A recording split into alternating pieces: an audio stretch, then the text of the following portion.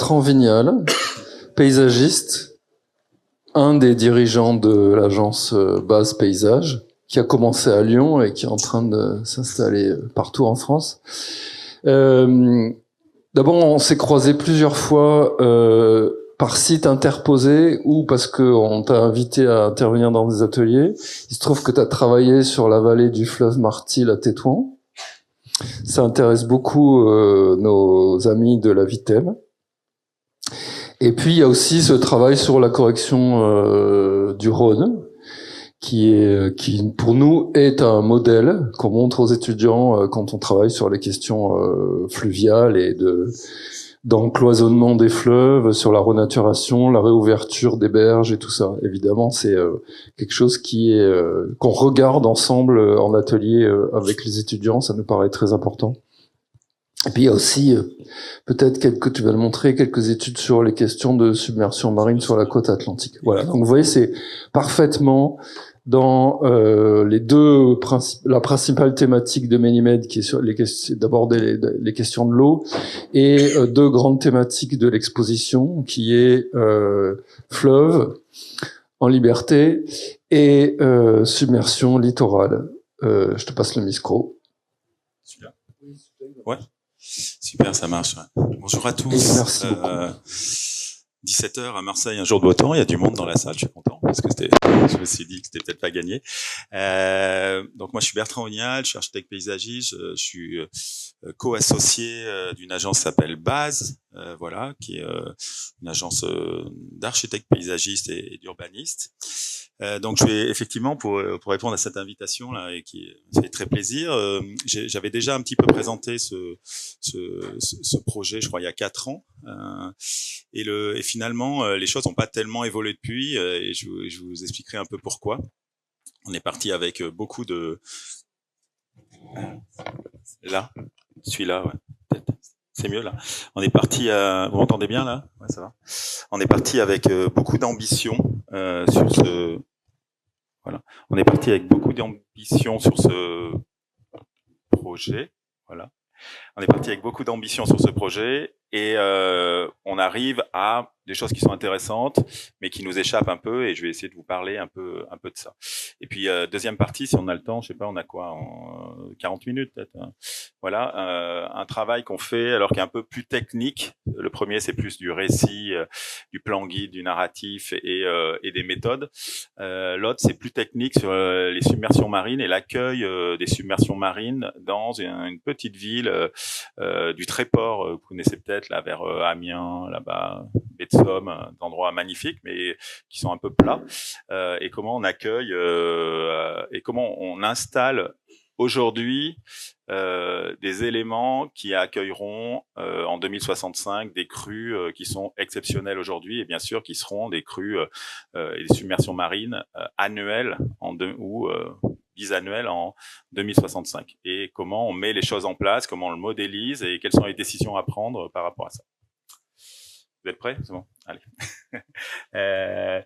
Alors, troisième correction du Rhône, j'aime beaucoup ce mot correction parce qu'il symbolise quand même pas mal ce qu'on a fait au fleuve pendant longtemps. On les a corrigés un peu comme des garnements un peu. Et en Suisse, ils ont toujours un petit peu des mots désuets, mais qui sont assez bien.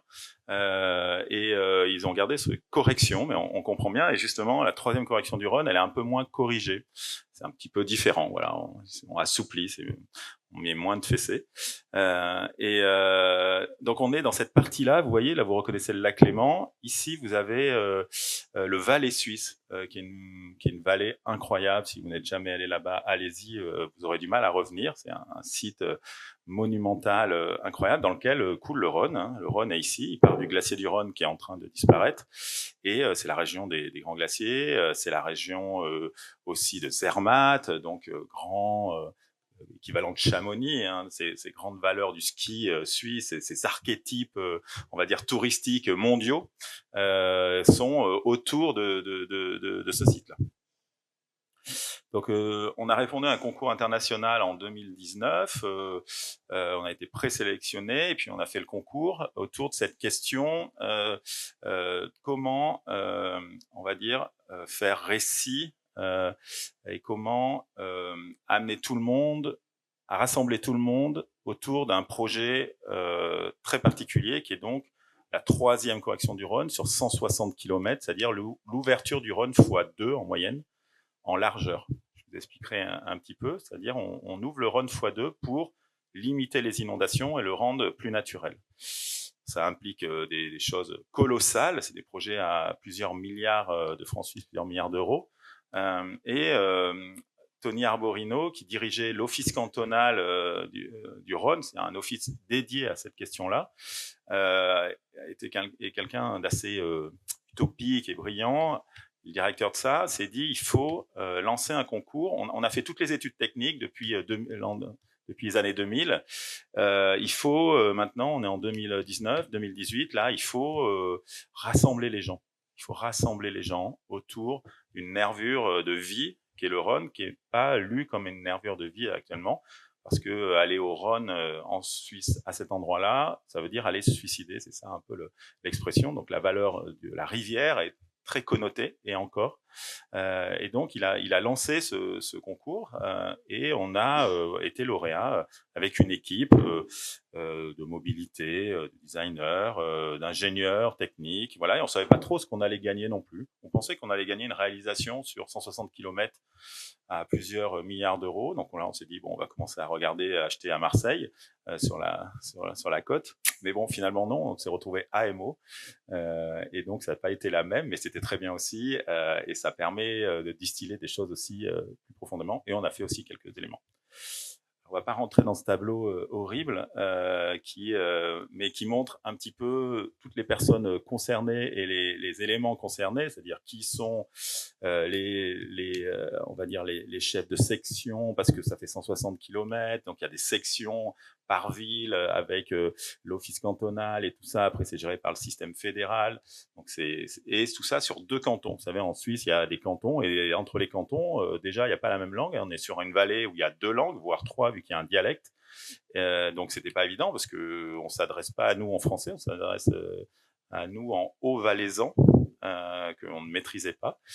Donc, on a essayé de faire au mieux avec ça. Et Google Traducteur n'y arrive pas trop. Donc, on a pris des gens aussi pour nous aider là-dessus. Mais en tout cas, voilà, c'est transcalaire, tout ça.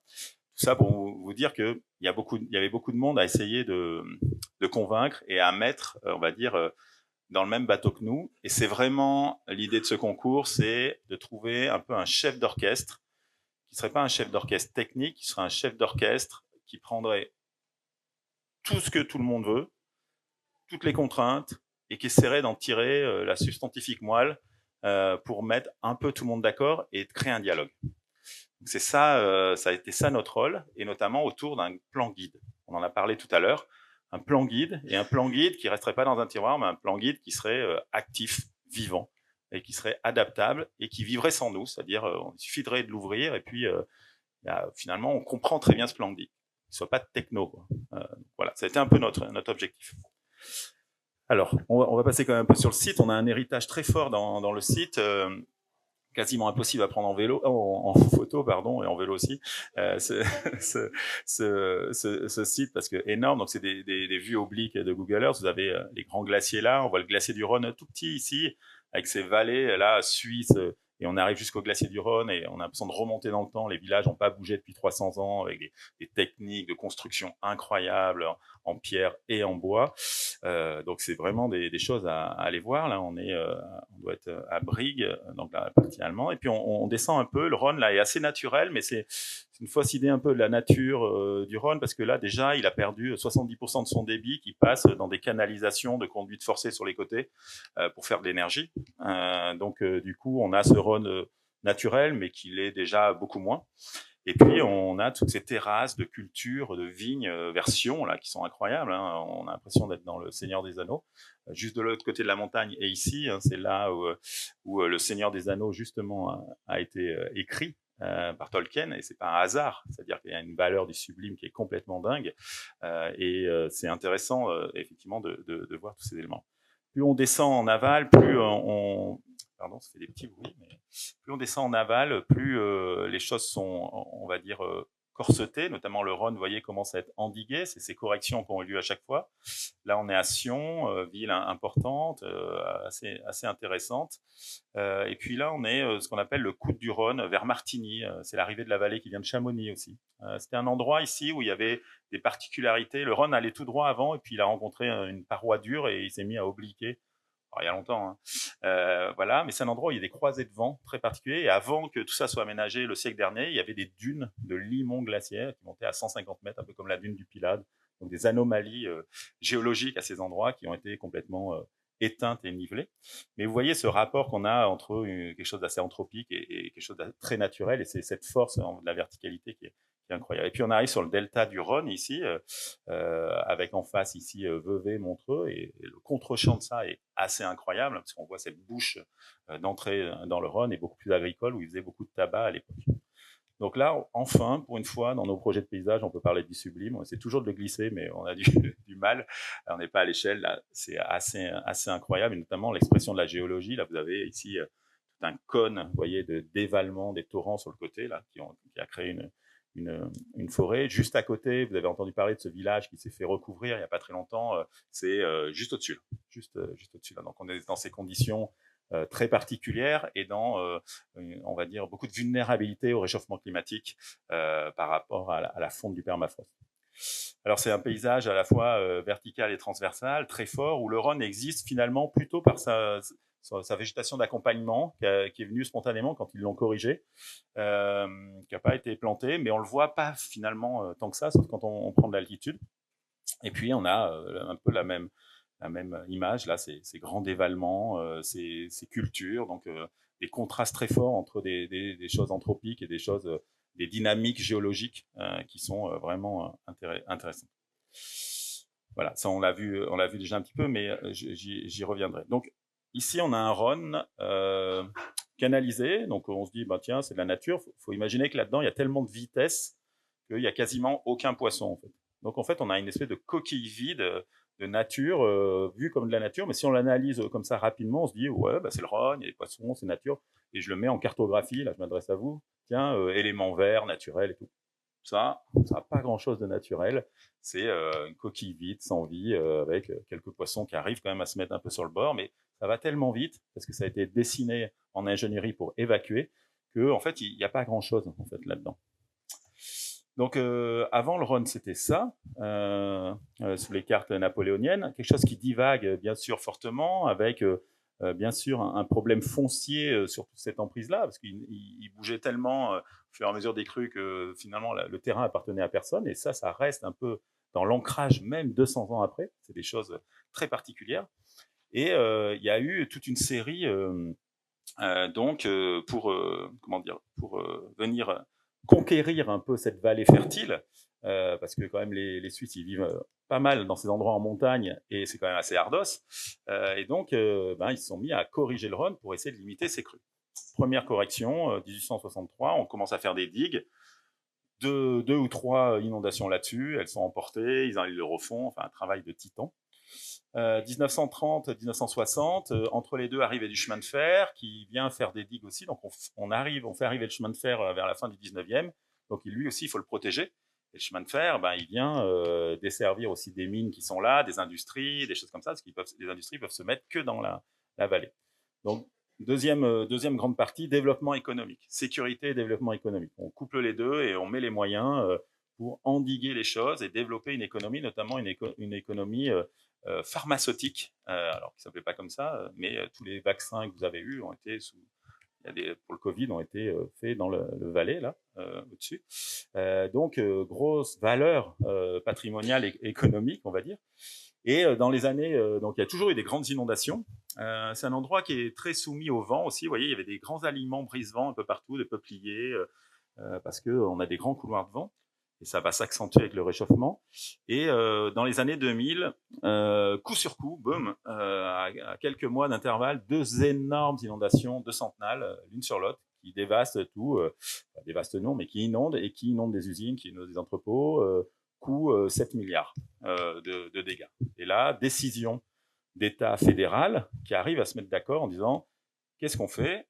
Est-ce qu'on continue à lutter comme ça, à corriger, ou est-ce qu'on lâche un peu la bride et on fait un projet qui nous permettrait d'éviter ces systèmes d'inondation et qui permettrait d'installer aussi un renouveau écologique. Donc là, c'est quand même déjà un point d'arrêt à souligner, c'est-à-dire à un moment, des personnes se sont mises ensemble pour décider qu'il fallait anticiper le fait que toutes les inondations qui vont arriver vont coûter des dizaines et des dizaines de milliards au niveau économique, et puis en plus peut-être des dégâts humains et tout. Et donc, il faut prévenir et s'y mettre avant. Bon, ça, c'est pas rien, quoi. C'est une des discussions que vous aviez tout à l'heure. Eux, ils le font. Et ça va avec cette diplomatie et cette discussion qui est assez quand même forte en Suisse, d'arriver à quand même concrétiser. Ça prend du temps, mais d'à concrétiser un sujet commun, passer par la votation et ainsi de suite. Donc c'est quand même un bel exemple de mise en place d'un projet commun. Donc ça, c'est 2000, 2001. Ils débloquent les financements, estimés 5 milliards, peut-être pour faire tous les travaux de terrassement, tous les trucs. Alors, il y a plusieurs volets sur ce projet. Je les résume très rapidement. Il y a un volet de prévention qui ne nous concerne pas. Comment on alerte les gens, comment ils peuvent se réfugier, comment ils ont conscience de la crue, tout ça, c'est un grand volet. Il y a un volet intervention, quand il y a la crue, qu'est-ce qui se passe, comment on met en place des routes secondaires, lesquelles sont inondées, lesquelles sont pas inondées, donc, toute une modélisation de l'intervention.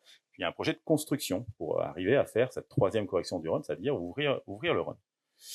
Et donc, l'emprise, c'est ça, 160 km, partagés en sections, qui ont toutes des typologies différentes et qui ont toutes des paysages différents. Et qui traversent des villes, qui sont sur les côtés, tout, il y a un peu de tout. Et donc, il y a plusieurs, au bout de toutes les études et modélisations très complexes, il y a plusieurs réponses qui sont adaptées à chaque situation. Parfois, il n'y a pas d'aménagement. Parfois, il y a un abaissement du lit, c'est en rouge. Des fois, il y a un élargissement. Des fois, il y a un abaissement et un élargissement, c'est en orange. Et des fois, un élargissement ponctuel. Et tout est corrigé dans ce sens-là par rapport à les situations qu'ils peuvent rencontrer. Avec ces images qui proviennent des projets du Rhône, de l'état du Valais. Donc, avec cette image un peu d'Épinal, il est endigué, il va rester endigué. Hein, on met les digues un peu plus loin, mais on lui redonne la possibilité de refaire du dépôt. Et le dépôt et le sédiment, c'est quand même la source de la vie dans ces rivières. Et il a aussi beaucoup plus de possibilités d'extension. Et donc, forcément, normalement, en remontant un peu les digues aussi, il va moins dans les plaines. Donc voilà un tout petit extrait d'un endroit, c'est en amont, je crois, de Sion. C'est tous les degrés de danger en rouge, en submersion. En rouge, c'est au-dessus de 2 mètres. En Suisse, ils considèrent beaucoup la question létale. Donc en rouge, au-dessus de 2 mètres, on peut pas respirer. Donc, je caricature un peu, mais quand même. Donc c'est vraiment létal, quoi. On est attaché aux pieds. En bleu, en 0,5, 2 mètres, bon, c'est un peu moins dangereux. Danger faible à 50 cm. On sait s'en sortir parce que on a fait les 2 éléments avant, c'est-à-dire on sait évacuer, on sait prévenir les populations et tout. Donc, en tout cas, voilà aujourd'hui la situation de la deuxième correction avant la troisième correction. Donc, tout le territoire sur une grande crue plus de centenale et en fait submergé complètement. Voilà après correction où il reste quelques petites zones, on va dire résiduelles de débit faible, d'écoulement, mais le lit, la crue reste dans son lit. Donc ça pose des questions particulières parce qu'on pourrait se dire tiens ça c'est la naturalité aussi, ça va refaire des méandres et tout, sauf que c'est pas ça qui se passe vu qu'on est dans un système anthropisé, il n'y a pas les conditions pour une naturalité. Donc qu'est-ce qui est mieux, je sais pas, mais en tout cas c'est leur décision. Alors ils ont toute une série de mesures anticipées, des mesures prioritaires en fonction des possibilités et ainsi de suite. Ce qui est intéressant, en tout cas pour nous, ce qui est intéressant, c'est qu'on est dans le temps long. Et on est dans le temps long avec un projet qui était financé, et qui l'est encore, et qui permet d'installer un processus de projet du temps long. C'est-à-dire de tester des choses sur des sections rapidement et de faire un rétro-contrôle de ça, et puis sur les autres sections, adapter, ou en tout cas faire des prototypes, ou faire des choses comme ça, ou en tout cas même aller visiter ces choses-là. Donc ça a été un élément plutôt moteur du projet. Il y a eu beaucoup de modélisations de ce style qui ont été faites. Ça, c'est le coup du Rhône que vous avez vu tout à l'heure, là où je vous ai parlé des dunes, hein, mais modélisées. Donc, c'est tellement complexe qu'ils n'ont pas pu modéliser en informatique le projet. Il a fallu passer par la maquette, et à partir de la maquette, ils ont modélisé la maquette pour corriger les modèles informatiques. Parce que c'est trop compliqué, il y a trop d'interactions. Donc c'est intéressant comme modèle, parce qu'il y a quand même beaucoup d'aléatoires hein, dans ces questions de courant ou de choses comme ça. Et donc là, il lance des petits graviers avec des petites pelles qui partent, voilà, qui donnent du volume, de sédiments, et il corrige et il voit comment ça se comporte. Vraiment intéressant. Alors voilà un exemple de la correction. Là, on vient de passer Viège, le Rhône est corseté, mais la ville l'ont surcreusé un peu. Avant, il était là, le Rhône, là, et là, il y a 6 ans, ils ont ouvert, boum, et ils l'ont mis là. Bon, nous, quand on a vu ça, on s'est dit, oh, sachant que là, à côté, il y avait des grands arbres partout, c'était super beau, tout le monde allait se promener, tout coupé, et on ouvre. Et ça, c'est un sujet de paysage qui est très particulier, parce que pour ouvrir les talus, il faut couper tout, quoi. Et là, ça pose quand même 2-3 questions en termes de paysage. Donc pour l'instant, c'est dans quelque chose qui était très aride, mais qui va avoir une qualité potentielle d'avenir très intéressante.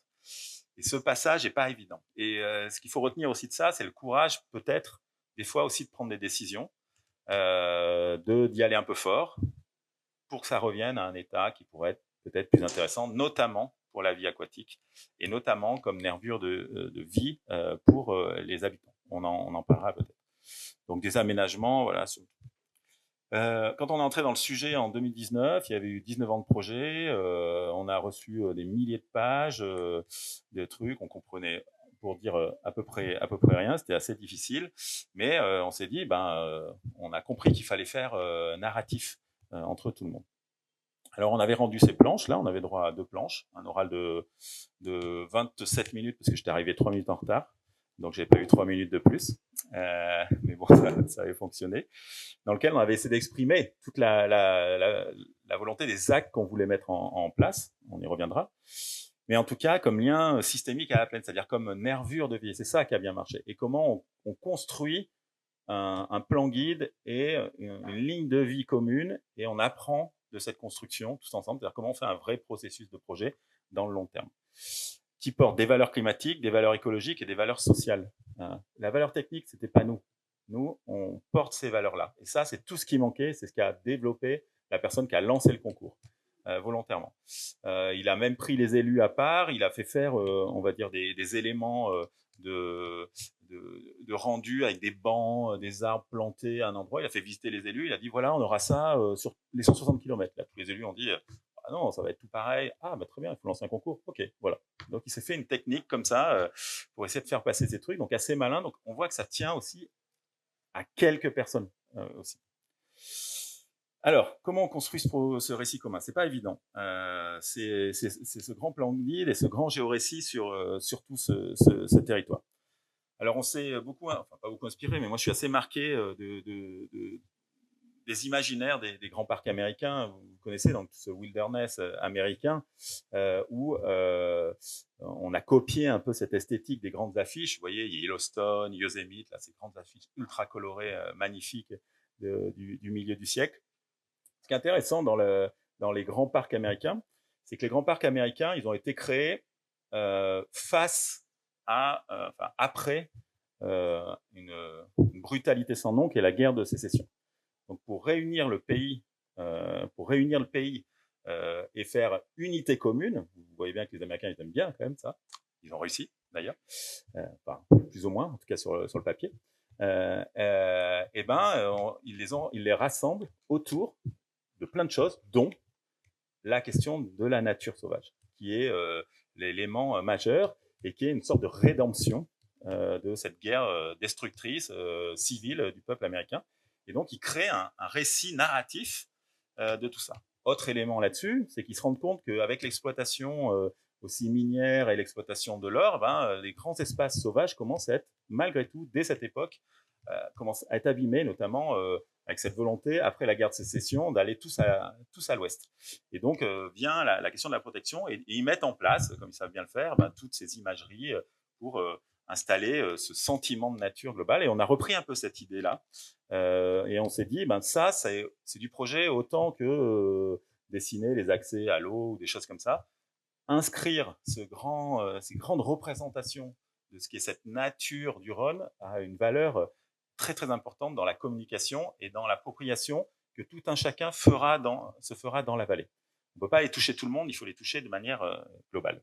Donc on s'est permis quelques trucs, il y en a eu plein, voilà, et c'était plutôt intéressant. Et puis on a décidé de travailler en acte.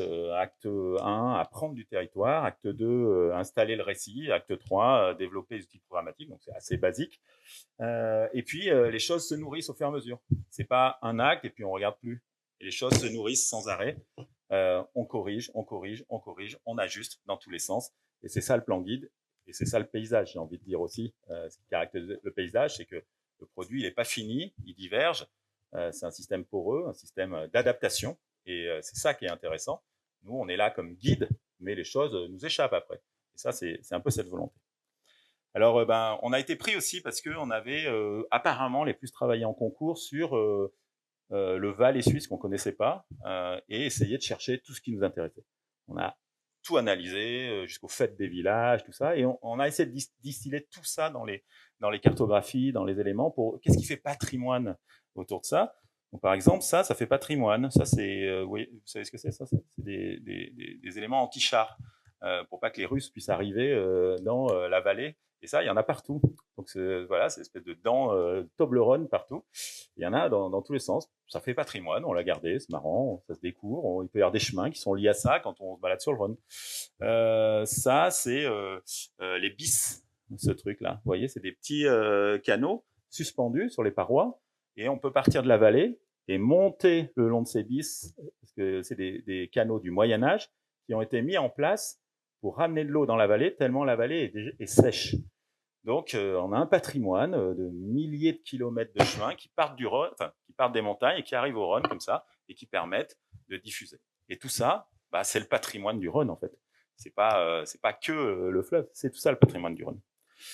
Et puis on a des blocs erratiques, incroyables, énormes, des géologies de Bordalpes, c'est-à-dire la carte géole, les hyper complexes, des choses partout, des salines avec dessus du calcaire, avec un morceau d'Afrique suspendu en haut du Cervin. Enfin voilà, des choses. Quand on regarde cette géologie, les imaginaires s'emballent assez fort. Et puis des vies multiples, c'est-à-dire comment on vient prendre les gens qui vivent dans ce lieu. Et on a émis un peu cette idée basique aussi que le Rhône, c'est bien sûr le fleuve qu'on connaît, mais le Rhône, c'est son territoire d'influence et c'est ses affluents. Et que finalement, les affluents, c'est 50% du Rhône, et que travailler la transversalité est aussi importante que travailler la linéarité. Et vu que en Suisse, les vallées sont assez séparées à cause des montagnes, à cet endroit-là, et chaque vallée a une identité particulière, des traditions, des réponses architecturales, des réponses de paysage, des civilicultures différentes, et ainsi de suite. Et comment on met ça en récit pour que personne se sente exclu du grand projet commun. Donc ça, c'était plutôt intéressant, et donc ça nous a ouvert les questions des transversalités. Et ces transversalités, on a vu qu'elles portaient toutes ces valeurs, on va dire, de patrimoine, mais elles portaient aussi des particularités géographiques et climatiques. Les vents, il y a des vents qui suivent bien sûr la vallée du Rhône, mais il y a beaucoup de vents transversaux qui partent des vallées et qui remontent. Et donc il y a des effets de fraîcheur et de réchauffement qui se font de manière transversale. Donc ça, on l'a étudié, parce qu'on a trouvé des études là-dessus. Et ça nous a intéressés tout de suite. Et on s'est dit, est-ce qu'on peut pas faire d'une pierre deux coups, c'est-à-dire faire un grand projet narratif d'aménagement des berges et tout, mais est-ce qu'on peut pas faire plus et proposer, en plus de relier ce projet du Rhône avec des chemins et tout, se tenter un truc qu'on n'arrive pas à faire, qu'on a du mal à faire, une grande infrastructure climatique, c'est-à-dire planter 7 millions d'arbres dans des zones concernées et profiter de toutes ces systèmes aéroliques, de toutes ces évapotranspirations, de tous ces climats pour faire des lieux de refuge comme la vallée, le Valais suisse est un lieu de refuge parce que, petite anecdote, je me dépêche mais c'est intéressant quand même, le Valais suisse est fait pour que au verrou que vous avez vu en dessous du coude du Rhône, il y a que des bunkers, ils sont faits pour exploser, fermer la vallée et se mettre en sécurité. Alors maintenant c'est un peu moins peu moins à l'époque, mais en 1950-1960, c'est ça. Et on ramène toute la population dans la vallée, ici, et puis on protège les montagnes. Et on reste dans nos montagnes, et on lâche les plaines avec toute l'industrie. Donc c'est pour ça qu'ils ont remonté de l'industrie aussi là-dedans, pour avoir une autonomie en cas d'invasion, notamment russe. Donc ça explique beaucoup de choses. Alors, incertitude climatique, je vais pas vous le faire, vous connaissez bien le sujet, mais ce qui est vraiment intéressant là-bas, c'est quand on analyse fortement le climat, on a ici, en aval, quasiment au lac, un climat quasi océanique, et ici, on a un climat limite plus méditerranéen. Ici, il pleut à peu près même pas 200 mm par an. Ici, il pleut plus d'un mètre par an. Donc, et ça sur une différence, là, on est sur 100 km. Et donc ça, c'est intéressant. Et c'est pour ça qu'ils ont inventé les bis là, au Moyen-Âge, c'est-à-dire de ramener de l'eau, parce qu'ils n'avaient pas assez d'eau. Donc ils arrosent pour faire de l'agriculture. Et on sait que c'est l'endroit qui se réchauffe le plus en Suisse. On sait qu'ici, là, il va faire plus 7 degrés à horizon 2100. Donc c'est pour ça que cette question, est-ce que c'est pas l'occasion, pour une fois qu'on aligne les planètes, de faire un projet commun, de faire aussi, pas qu'un projet de vie, mais un projet climatique. Et c'était un peu notre idée là-dessus, et qui n'est pas évidente à faire. Alors, on a essayé d'installer ce territoire d'acclimatation. On a fait plein de représentations. Il y a celle-ci. Ça, c'est un état à un moment. Et on s'est dit, bah, il faut essayer de créer cette armature, notamment sur toutes les allées qui relient le Rhône au village, toutes les parcelles qui sont concernées. Et là, bien sûr, est arrivée assez facilement la question des systèmes de parcs américains, qu'on connaît très bien, de Homestead et autres, pas que américains, du Commonwealth. Hein, il y a des systèmes de parcs partout dans le monde qui sont plus ou moins existants, mais qui sont un peu le seul, pour l'instant, témoignage des grandes valeurs en réseau comme ça, qui étaient des valeurs hygiénistes plutôt et de promenade, et pas des valeurs climatiques. Mais nous, on est dans la même démarche. Et comment on met ça en place dans le long terme? Et donc, on a commencé à mailler, à installer tout le réseau en disant, bah, cette rue, cette voie, ça c'est intéressant, cette parcelle, elle a telle valeur, celle-là, elle est proche du torrent, et ainsi de suite. Et ça sur les 160 km pour arriver à un réseau plantable, mutable sur l'ensemble, en fonction des vents qu'on trouve, en fonction des températures, et ainsi de suite. Donc, on était avec des spécialistes de tous ces trucs-là, et ça nous a donné une série de cartographies là-dessus. Alors, il y a des parcelles qui sont importantes, c'est ce qu'on a appelé le cortège, c'est-à-dire des parcelles qui sont juste à côté du Rhône, celles-ci là, qui ont une influence forte, parce que c'est pas juste le Rhône, c'est tout ce qu'il y a autour. Et on s'est dit, tant qu'on y est, on va proposer que on donne des restrictions autour du Rhône là, dans l'implantation des bâtiments, dans la manière de planter, dans des restrictions ou pas que des restrictions, mais en tout cas qu'on contrôle un peu ça pour essayer de compenser ce fait de la disparition de la ripicile, c'est-à-dire de la végétation d'accompagnement qui a été complètement réduite lors de notamment de la construction de la deuxième correction du Rhône. Et donc ça nous a donné des parcelles en jeu, ainsi de suite. Et à chaque fois, on a dans les cahiers développé des solutions dans les zones habitées, des solutions dans les zones agricoles, dans les zones industrielles. Là, on a fait référence beaucoup à notre travail qu'on fait sur Lyon sur la vallée de la chimie, où dans la vallée de la chimie, qui est un territoire assez violent, on a mis en place des systèmes de paysage productif, de valeur économique pour intéresser les industriels, pour qu'ils produisent de la valeur fertile, qu'ils produisent de la biomasse et qu'ils fassent des paysages de transition en attendant que ces endroits mutent. Donc, il faut trouver plein d'idées agiles et il faut surtout aller chercher de l'économie, il faut aller chercher des choses qui produisent de la valeur et qui intéressent les gens et de la valeur, et notamment aussi ensuite, qui fonctionnent quand même pas mal comme ça. Et donc, ça nous a permis de construire une armature assez solide qui ne serait pas juste quelques plantations à des endroits, mais vraiment un projet de territoire et de dire, voilà, si vous voulez, on y va ensemble comme ça, et on relie tous les villages par des axes. Alors, il y en a plusieurs. Là, j'ai mis qu'une carte. Il y en a dans tous les sens, qui sont les chemins d'accès au Rhône. Et on les plante, on récupère l'agriculture, on voit avec eux comment on fait de l'agroforesterie, parce que de toute façon, l'avenir de l'agriculture, c'est l'agroforesterie. Il n'y a pas le choix. Donc, on sait que dans 20 ans ici, ça va être planté dans les champs, dans 20 ou 30 ans. C'est comme ça, bien sûr, comme à Lyon, comme ici à Marseille. Et donc, il faut anticiper tous ces éléments et construire cette armature on va dire, cette structure plantée, mais qui est aussi une structure de découverte, une structure de rassemblement des gens pour qu'ils puissent arriver facilement jusqu'aux berges du Rhône, qu'ils puissent aller s'y promener, ce qui n'était pas le cas, qu'ils puissent aller y faire du vélo, qu'ils puissent rencontrer des gens, qu'ils puissent faire leur marché là-bas, qu'ils puissent faire ce qu'ils veulent. C'est pas un endroit où on fait du kayak, par exemple, parce que les vitesses sont trop fortes, et ce qu'on pourra faire si avec la troisième correction du Rhône. Donc, c'est-à-dire la question du loisir est intéressante, et notamment parce que avec le réchauffement climatique, toutes ces grandes stations avec renommée mondiale, eh ben, ils se posent la question de qu'est-ce qu'elles vont devenir et est-ce que le Rhône et le bas de la vallée va reprendre un attrait touristique, notamment en hiver, avec d'autres valeurs. Donc, c'est les questions qui se posent. Et donc, on a travaillé toute une série de descentes dans les échelles jusqu'à, bien sûr, le bord de la rivière, comment on fait les points d'observation, comment on comprend l'enchaînement des espaces, comment c'est évident, comment il y a une évidence de se balader là sur le bord en vélo et de pouvoir quitter le Rhône et d'aller vers un village pour manger et de remonter dans la vallée et de comprendre les traditions et d'être à l'ombre. Voilà, c'est juste les mêmes idées que le canal du Midi. Hein. Le canal du Midi, il est planté parce qu'il fallait mettre de l'ombre. Il fallait mettre de l'ombre sur les chevaux qui tiraient les bateaux. Et puis ils avaient un problème d'eau dans le canal du Midi. C'est-à-dire qu'ils n'avaient pas assez d'eau, et donc les arbres permettaient de limiter l'évapotranspiration, enfin l'évaporation, pour garder de l'eau. Donc c'est des fonctions techniques qui peuvent donner des grandes figures et infrastructures de paysage. Et c'est ça qui est intéressant. Et donc, ce qui est intéressant, c'est qu'on a poussé un peu les choses avec eux assez rapidement dans les plans directeurs intercommunaux, et on a intervenu pour écrire toutes ces règles dans les plans directeurs intercommunaux. Donc maintenant, dès qu'ils sont en place, dès qu'on veut faire des choses, toutes ces règles sont écrites. Il faut planter les axes, celui-là. Il faut faire attention à telle parcelle. Donc ça, c'est pas parfait, mais c'est déjà un gain énorme. Ça veut dire que les choses peuvent se faire sans nous et peuvent s'installer sans qu'on soit là tous les jours à dire attention, ou sans qu'un office cantonal y soit tous les jours.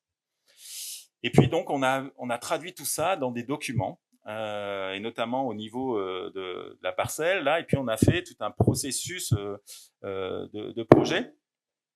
Et puis on a fait ce plan guide volontairement très didactique pour qu'il nous échappe ensuite et qu'il puisse être très pédagogique. Donc on a fait une carte pilote, on a fait des livrets prescriptifs, et on a fait des schémas de secteur en jeu, carte pilote qui donne tous les assez lisibles, qui par section et tout. Et livrets prescriptifs, ben eux, ils sont intéressants parce que il y a un livret qui explique comment utiliser les livrets. Donc ça, dans les plans guides, ça n'existe pas souvent, mais c'est important. Et on s'est inspiré.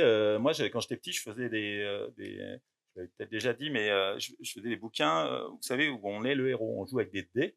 Ça n'existe plus, hein, peut-être. Et puis, on lisait une page et ça nous renvoyait à la page 250 dans laquelle il y avait le choix entre 3 tunnels avec un dé. Voilà. Et ben ça c'était bien. Voilà. Et ben là, c'est un peu l'idée, c'est-à-dire que les gens, ils ont le choix de leur situation. C'est-à-dire quand on est une des personnes qui s'occupe de la mesure prioritaire sur 20 km, ils vont pas nous appeler pour dire on fait quoi, nous on a ça. Ils trouvent tous leurs cas. Et donc, on a recensé tous les cas, et en fonction des cas, ils choisissent les cas qui correspondent, et ils ont la réponse.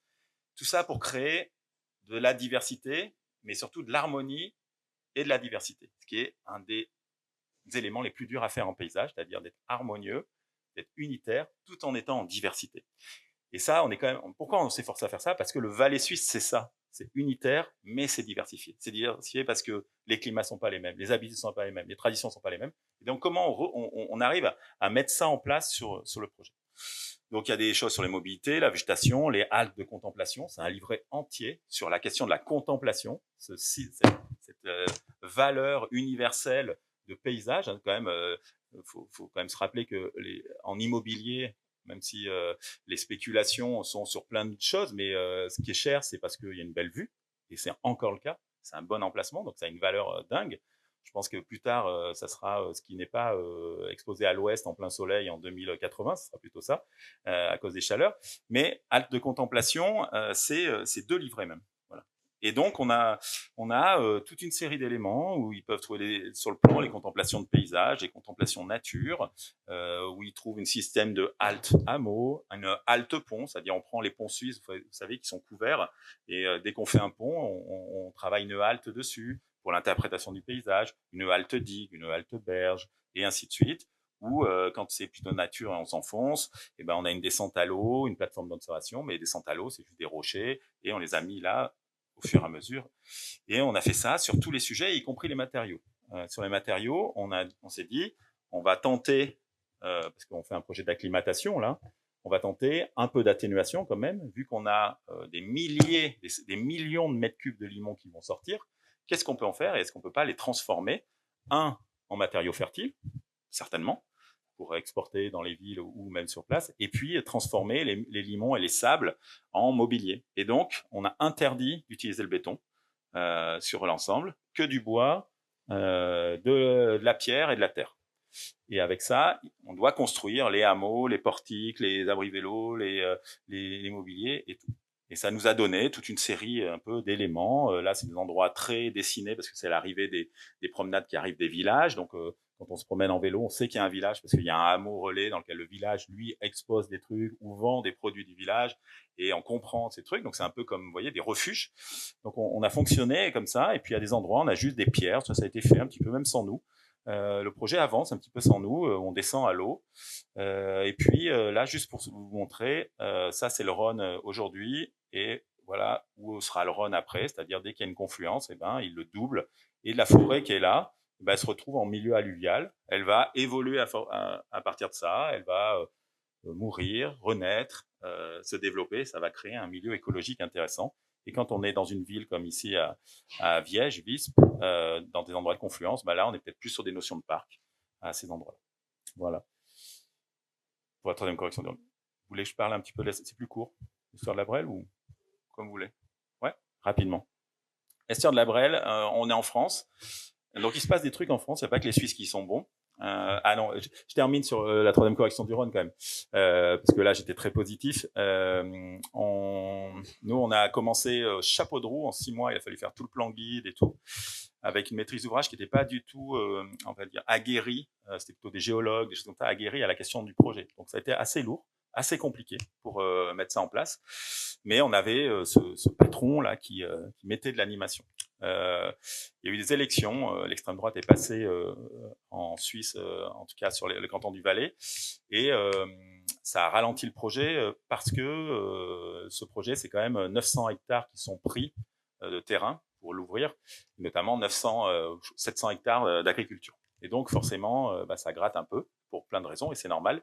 Et donc la voix des agriculteurs notamment a été beaucoup plus, pas prise en compte, mais est devenue plus forte, et donc ça a bloqué pas mal le projet sur pas mal de sujets. Et donc ils ont changé, ils ont dissous l'office cantonal qui était l'élément ad hoc pour le faire, et ils ont réparti ça dans les offices qui existaient. Donc les choses se sont diluées complètement. Et nous, on est encore en contrat avec eux. Des fois, ils nous appellent, mais ils mettent en place nos trucs, mais on n'est pas au courant. Des fois, on passe en train, on voit que des choses sont construites. Donc quelque part, c'est bien, c'est pile ce qu'on voulait, mais ça arrivait un peu tôt. Et puis tout ce projet, on va dire communautaire aussi, d'aller voir toutes les villes, tous les ensemble pour essayer de construire ce projet, et tout ça, on n'a pas de mission pour faire ça.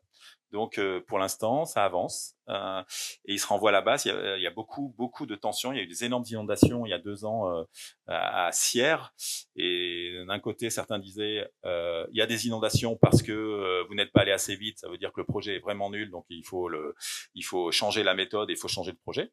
Et les autres disent il y a des inondations parce qu'on n'a pas pu faire le projet, et donc c'est parce qu'on n'est pas assez vite aussi, mais parce qu'on n'a pas pu faire le projet et que vous nous avez empêché de le faire. Donc c'est grosse crispation à ces endroits-là. On passe au bord de la mer, la Brelle, l'estuaire de la Brelle, ici, le Tréport. On remonte un peu vers la Belgique, là. Enfin, on est en dessous encore, hein. Mais dans des beaux endroits.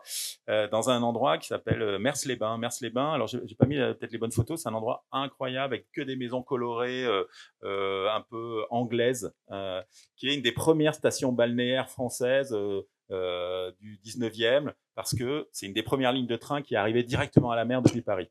Donc les grandes familles se sont installées là, sur cette digue, et donc c'est devenu un patrimoine pour faire comme les Anglais, comme à Portsmouth, voilà, ou à Brighton, ils ont transposé même l'architecture à cet endroit-là. Et puis c'est un port de pêche aussi, et c'est 2 communes, Mers-les-Bains et puis ça. Et c'est un endroit assez industriel, il y a un port qui marche assez bien, il y a eu beaucoup de verreries parce qu'il y a du sable, donc beaucoup de verre a été fait là-bas, donc beaucoup d'ouvriers, beaucoup de personnes, et donc un peu de l'argent, mais un peu des choses un peu en désuétude, et puis une ville un peu bizarrement formée avec un cordon très architecturé, un cordon dunaire, et puis qui n'a pas été remplacé comme à la Bolle par des énormes immeubles horribles devant. Ils ont gardé ça, mais ils se sont mis sur le cordon. Et puis des endroits qui étaient toujours un peu des marais qu'ils ont transformés sans construire parce que il y avait des remontées de nappe. Donc nous là, on a été appelés pour répondre à cet appel d'offres qui est, en gros, pour faire simple, comment aujourd'hui on investit 1 euro à bon escient pour accueillir, pour pas détruire ce qu'on fait maintenant dans 50 ans ou dans 30 ans, parce que on sait que cet endroit va se faire submerger. Et va se faire submerger plein de fois. Et donc avant de tous remballer tout et de repartir sur les coteaux dans 200 ans, parce que de toute façon c'est ce qui va se passer, et ben, il y a des étapes intermédiaires. Et il y a une vie qui doit s'installer. Et donc la commande c'est ça. C'est comment on modélise les submersions et comment on accepte la submersion et comment on fait projet avec ça. Et ça, c'est plutôt intéressant. Et ça, c'est, je sais pas combien il y a de communes sur le littoral. Il y en a peut-être, je sais pas, 10 000. Donc, il va y avoir 10 000 projets, peut-être, c'est vrai, sur la France. Ça, c'en est un.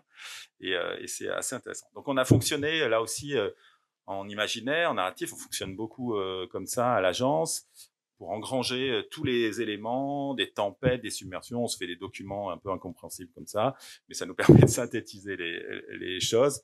Et on essaie quand on peut, là je vous mets vraiment que quelques trucs, on essaie de créer des éléments qui rassemblent tous les sujets. Ça c'est les boussoles de la résilience, c'est-à-dire voilà un beau terme. Quel est l'équilibre dynamique qu'on peut mettre dans cette boussole entre les aménagements, les risques, les interactions, le territoire, les valeurs et ainsi de suite. Alors là, pareil, je vous ai mis ça, c'est juste pour dire que voilà tous les acteurs qui sont concernés par ce truc. Donc encore là, on est dans un sujet de gouvernance. On peut avoir plein d'idées, mais il faut mettre tout le monde d'accord. Donc la qualité de narratif et la qualité d'emporter tout le monde est une valeur essentielle de notre métier.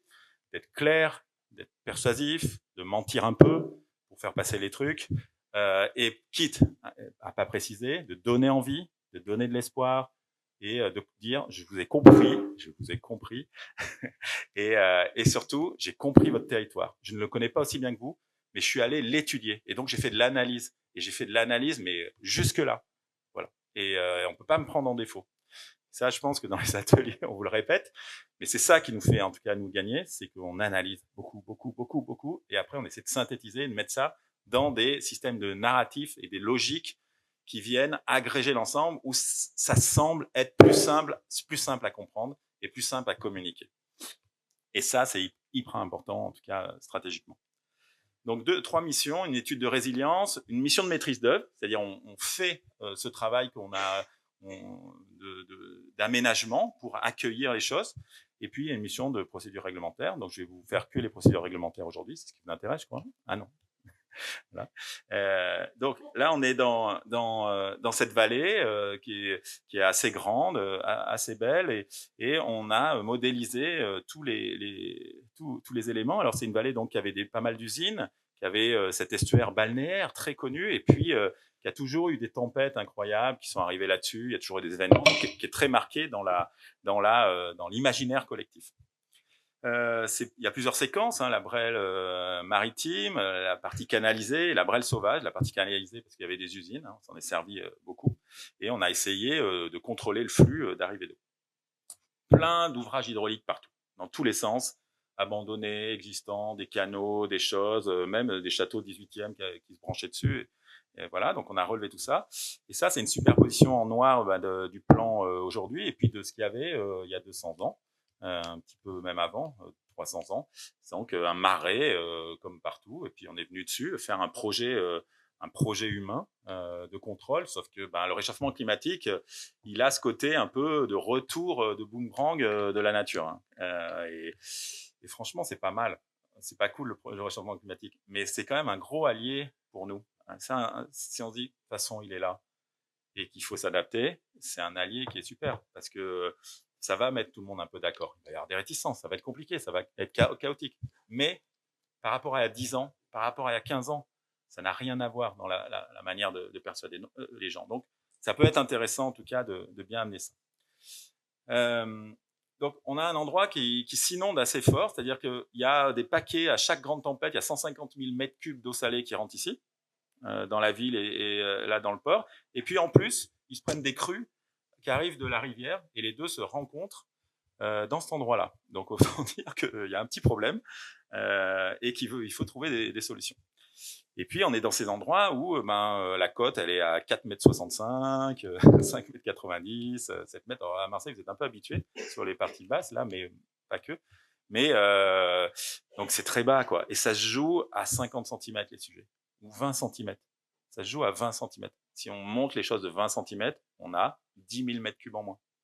C'est ça le niveau de référence. Donc c'est intéressant. C'est-à-dire, ça veut dire que est-ce qu'on fait une bordure à la route, on fait pas de bordure à la route? Est-ce que la bordure va diriger de l'eau ou pas?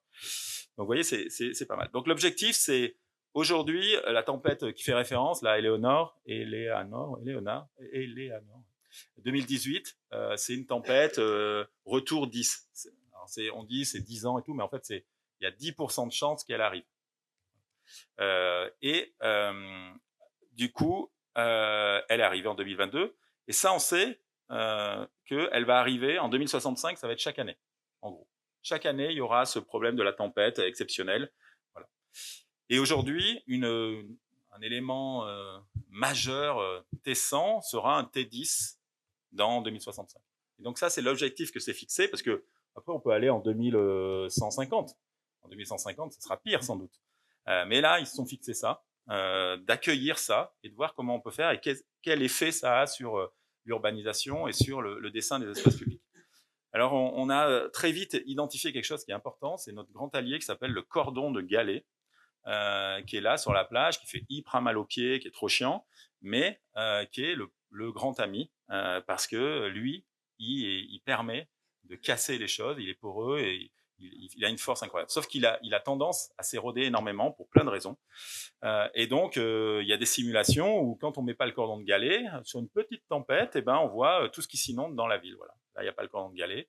On peut simuler ça et on voit que si il disparaît, même avec des petites tempêtes chaque année, boum, boum, boum, on est inondé. Donc, comment on contrôle cette question du cordon de galets? On fait la même étude sur Cailleux un peu plus loin, et là, ils rechargent les galets, ils vont les chercher en camion, ils les remettent sur la plage pour essayer de nourrir le cordon de galets. Donc, c'est des choses qui sont pas évidentes. Donc, on était avec DHI, un bureau d'études qui modélise.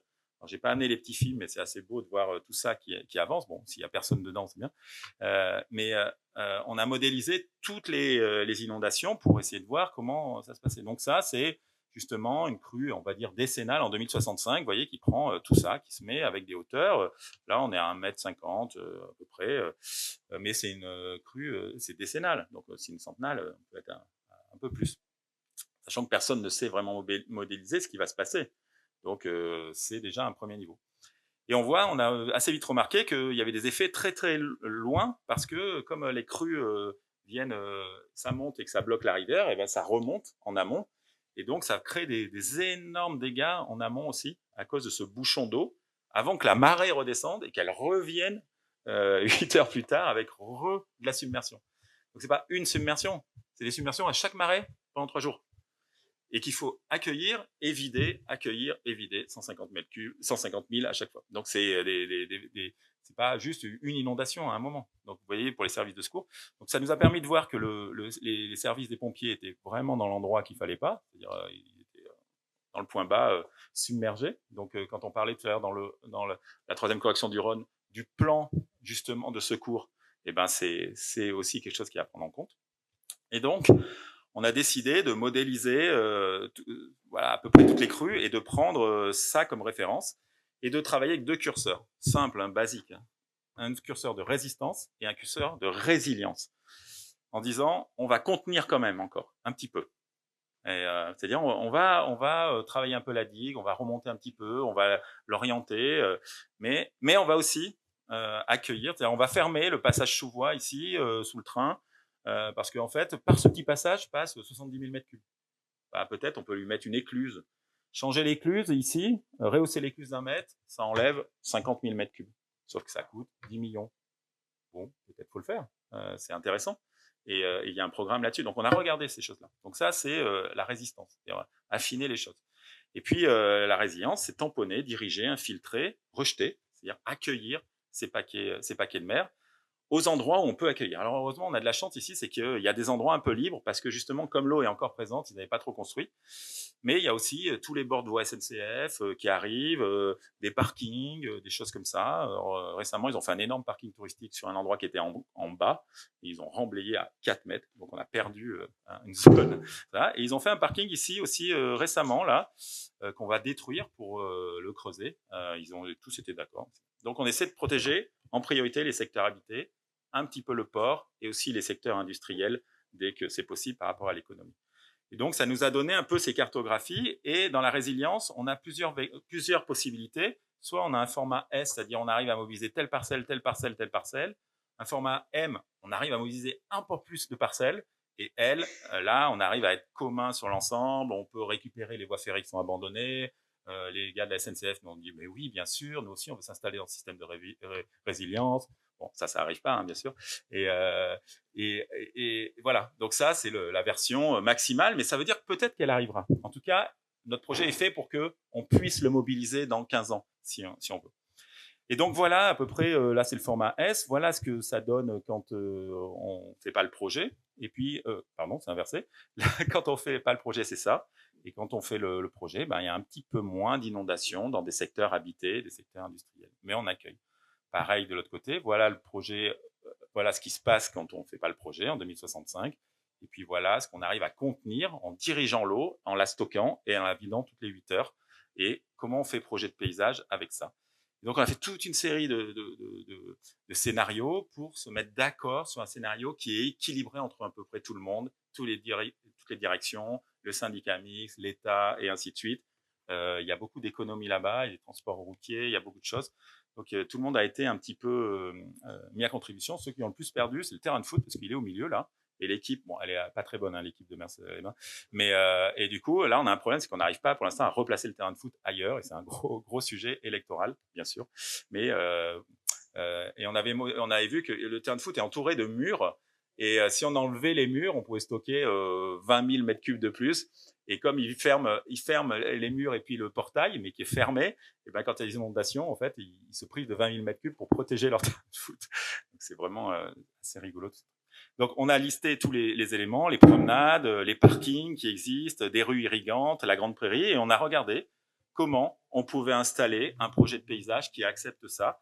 Et donc là, on quitte le domaine de l'ingénierie, de la modélisation, pour rentrer dans l'autre sujet qui est l'attractivité touristique de ces endroits qui sont un peu en déshérence, mais qui auront une grande valeur parce qu'ils sont au bord de la mer, parce que les gens vont chercher des systèmes de fraîcheur, parce que on sort de plus en plus et que peut-être justement ça va assez bien avec la question balnéaire du 19e anglais où on couplait des questions de parc et d'aménagement paysager avec des questions d'architecture. Hein, il y avait un lien entre les deux qui était très fort, voilà, de mode et nature parfaite d'un monde où on a une santé qui est bien. Et ben, on sait que peut-être ces endroits-là, on prend cette option qu'il faut faire la même chose, notamment pour se préserver, notamment du réchauffement, parce que là, en 2100, il fera plus 6 degrés. On le sait, voilà, en plus. Donc peut-être on peut commencer à installer des choses en parallèle de ça et donner de l'attractivité touristique pour garder cette attractivité touristique. Donc, contenir, diriger, tamponner, infiltrer, je vous en ai parlé, on stocke et puis on en profite pour installer les réseaux de parcours exploratoires qui viennent chercher toutes les pépites du territoire, les points de vue, la mise en scène du territoire, la mise en scène des falaises, pour comprendre dans quel environnement on est, les châteaux et tout. C'est-à-dire, c'est pas juste une entité, c'est un système en étoile diffusant. Ça, c'est vraiment les valeurs du paysage qu'il faut mettre en place et ça va très bien avec la notion de parcours de l'eau. On affirme des qualités d'usage différentes suivant où on se trouve, entre des choses très usage urbain et puis d'autres moins. Et puis, on commence à installer une reconquête du milieu, d'un certain milieu naturel, salé, notamment dans la végétation, parce qu'on va accueillir de l'eau salée.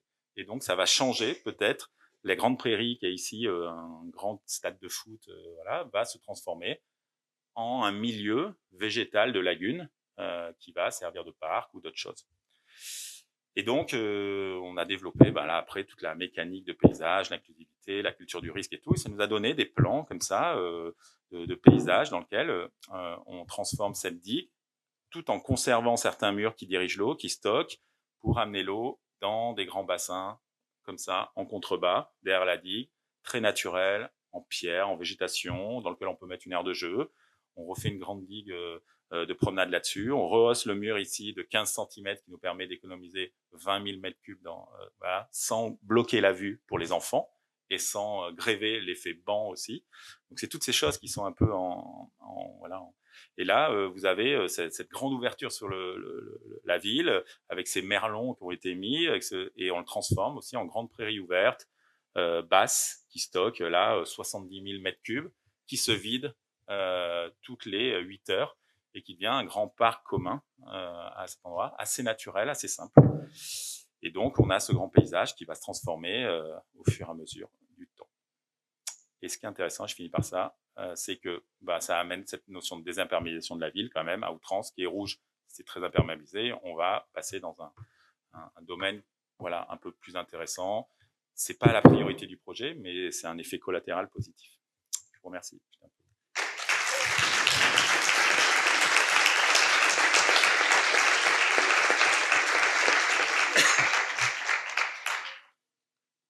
Merci Bertrand. Alors, il est 18h38, mais j'ai consulté Isabelle qui me dit on peut avoir quelques questions, pas 50, parce qu'en fait on a envie d'aller ouvrir l'expo. Donc voilà, le ballon carré avec le micro bleu, il est là. Et donc si quelqu'un ou quelqu'une a une question. Attends, Geoffrey, tu veux pas laisser la parole à d'autres invités? Je sais pas. Vas-y, allez. C'était juste sur le phasage du projet sur la vallée. Phasage, il y avait des petites zones avec des dates, oui, mais elles n'étaient pas corrélées à la. Il y avait des dates qui étaient placées en fonction des segments, des opportunités, mais pas en fonction du dénivelé, de l'aval et de l'amont. Je me pose la question, moi c'est ma logique, mais généralement on préfère travailler d'abord ce qui est en amont et à la fin l'aval. Et là en fait c'est dispatché. Ouais.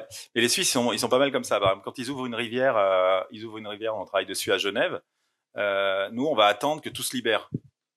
Pour faire toutes les parcelles se libèrent, mais il y a du foncier qui sont acquis, et puis dans 40 ans on va faire. Eux ils se disent on va faire un fonçage sous toutes les parcelles, un tunnelier, on fait passer l'eau, et puis quand ça se libère on ouvre.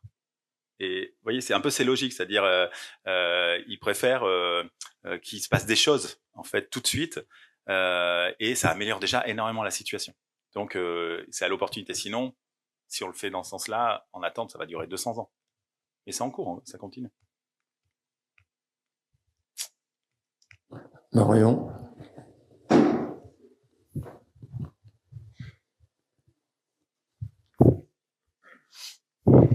Bon, bravo, c'est hyper impressionnant. J'aurais 100 000 questions, mais comme on doit aller vite, je vais essayer d'y aller. Je voudrais savoir quelle gouvernance a été capable de s'engager dans un projet comme celui-là, où ce qui me paraît vraiment intéressant, c'est que là, vous avez réussi à vendre, en tout cas sur la Brelle, et puis même, je pense aussi dans le Rhône, un projet d'aménagement du risque sur un territoire, et vous avez réussi à faire passer l'idée que c'est bien une continuité avec un récit social, paysager, et je pense que c'est ça qui intéresse énormément les populations et les élus, c'est de se rendre compte que, en plus d'un aménagement qui permet de gérer le risque, on parvient à reconstruire un récit territorial et un paysage qui est désiré. Donc je sais que la procédure c'est pas rigolo, mais j'aimerais quand même savoir à quoi vous avez répondu et qui est le maître d'ouvrage, au moins pour la Brelle. Ouais, c'est un syndicat mixte de l'estuaire de la Brelle, c'est-à-dire ils sont plusieurs communes ensemble, autour d'un syndicat mixte qui a délégué, qui a lancé l'appel d'offres. Un syndicat mixte de quoi? Il gère quoi? Il gère tout ce qui est hydraulique et tout ce qui est foncier autour du système hydraulique. Et je pourrais vous expliquer peut-être plus, où on pourra voir ensemble, mais c'est pas des gens sachants, experts et tout. Ils doivent gérer aussi par exemple la relocalisation du terrain de foot, les questions de sport et tout. Ils ont d'autres sans doute éléments de gestion à faire que je connais pas. En tout cas, nous on a des chefs de projet qui sont dédiés à ça, et ils ont ouvert l'appel d'offres sur ces sujets. C'est-à-dire la valeur qu'ils ont eue, c'est d'arriver à convaincre les communes et l'État qu'il fallait faire ça, qu'il fallait écrire dans le CCTP, cahier des clauses techniques particulières, qu'il fallait aller à ce niveau-là. Et nous, derrière, là, c'est bon, quoi. On a une fenêtre qui s'ouvre et là, on enclenche le récit, quoi. On se met dedans. Mais c'est eux qui ont fait ce travail-là. Et ça, ce travail amont, comment ils y sont arrivés, comment ils ont réussi à mettre tout le monde d'accord, de dire, c'est maintenant qu'il faut le faire et on va financer ça. Et en plus, vous voyez, il va y avoir des effets, double effet qui se coule parce qu'on va ça. je saurais pas bien l'expliquer parce que c'est à eux qu'il faut demander. Ça vaut le coup de les appeler parce qu'ils sont super et ils sont très courageux. Et c'est toujours des gens courageux qui sont qui prennent quand même du risque. Et même par rapport aux élus qui sont les élus qu'on a là, c'est des élus. Hein, enfin, ils veulent pas prendre trop de risques. On leur enlève leur terrain de foot, c'est quand même assez violent pour eux. Mais ils y arrivent et ils paniquent pas. Et c'est là qu'on voit le courage, en fait, le courage aussi des maîtrises d'ouvrage. Moi, je trouve, souvent, nous, on a un peu la cerise sur le gâteau, on le fait bien et il faut. Mais les maîtrises d'ouvrage, quel courage d'arriver à caler ces niveaux, à écrire les choses, à convaincre les services de l'État, les réunions avec les services de l'État. Tellement longtemps, tout, c'est difficile. Ben, ils y arrivent et nous, ça nous motive à mort parce qu'on se dit, ils cherchent une équipe avec un bras armé et là-dessus, nous, on est capé. C'est vraiment notre truc. On dit, ok, vous nous faites confiance, ben, on va le faire ensemble. Et ils sentent cette énergie-là, et souvent, ça fonctionne bien. Merci. Il n'y a pas d'autres questions, j'en ai une autre. Attends, oui, là, vas-y. Là, c'est beaucoup plus précis, mais j'aurais bien aimé un ou deux exemples dans le projet du Valais sur l'intervention climatique. Et les ce que vous avez pu mettre en place comme système pour gérer, j'imagine, l'humidité, la pluviométrie, l'évaporation. Ouais, bah ça va être une réponse rapide. Tu peux être content parce qu'on n'a rien mis en place. Alors, on a mis en place des études avec des chercheurs de l'Université de Lausanne pour dimensionner par exemple des groupes de bosquets qui permettent de rafraîchir sur telle surface, d'avoir des effets de continuité sur 3 km et ainsi de suite, avec les vents qui passent dedans en fonction des saisons et tout. Donc ça, on a fait des modèles de ça. Mais tout ça n'a pour l'instant abouti sur rien parce que le projet est complètement bloqué. Ce qu'on a réussi à faire, des fois, ils nous appellent, ce que je disais, et puis dans le Valais, c'est marrant parce que c'est la Suisse, mais c'est une Suisse un peu...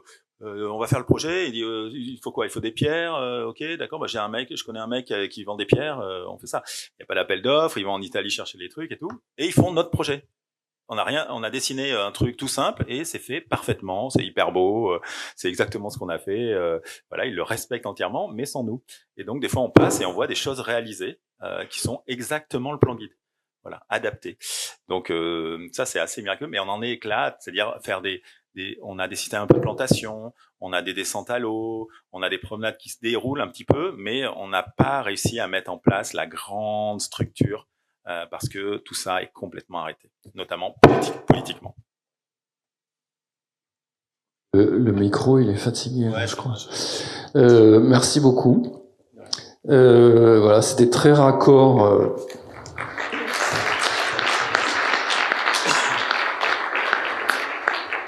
C'est très raccord avec les choses sur lesquelles on travaille dans Mélimed et avec nos étudiants. Et alors moi, j'ai trouvé cette question de l'altimétrie et qu'on change des choses, vraiment beaucoup de choses à 20 cm. Ça, je vois Géry qui opine. En fait, ça nous intéresse beaucoup pour le projet. Et donc nous, on fait des hypothèses sur les niveaux de montée des eaux et on essaye de caler les hypothèses en fonction de ce que ça dessine dans le territoire pour pouvoir intervenir aussi dessus. Et donc voilà, ces questions de topographie que nous, avant les questions climatiques, on lié à la pratique de l'espace public et du sol, et ben maintenant elles reviennent avec ces questions-là pour gérer l'eau. Moi, j'ai beaucoup appris sur les questions de nivellement avec les paysagistes parce que c'est pas des questions qu'on enseigne dans les écoles d'architecture, malheureusement. Et donc, de fait que ça vienne à grande échelle aussi impacter les critères et les éléments avec lesquels on travaille, je trouve que ça, c'est vraiment très, très intéressant. Merci.